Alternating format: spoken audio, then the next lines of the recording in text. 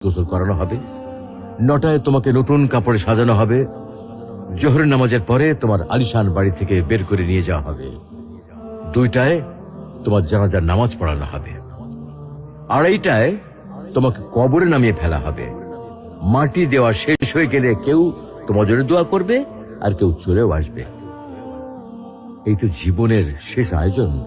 তো কিসের এত অহংকার, কিসের এত ক্ষমতার দাপট? হ্যাঁ, ক্ষমতা কারো জন্য চিরস্থায়ী নয়। অন্যায় ভাবে কাউকে ঠকালে একদিন ঠিক নিজেকেও ঠকতে হবে, এটাই নিয়ম। হ্যাঁ, এটাই নিয়ম। ভোরের সূর্যোদয়ের আলোতে যে পৃথিবী আলোকিত হয়, সন্ধ্যার সূর্যাস্তে তা আবার হারিয়ে যেত দেখি।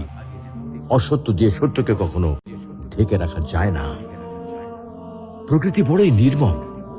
কবে কখন কোথায় কার উপর আঘাত হানে তা একমাত্র উপরওয়ালাই ভালো বলতে পারেন। অহংকার আর দাম্ভিকতা পতনের লক্ষণ।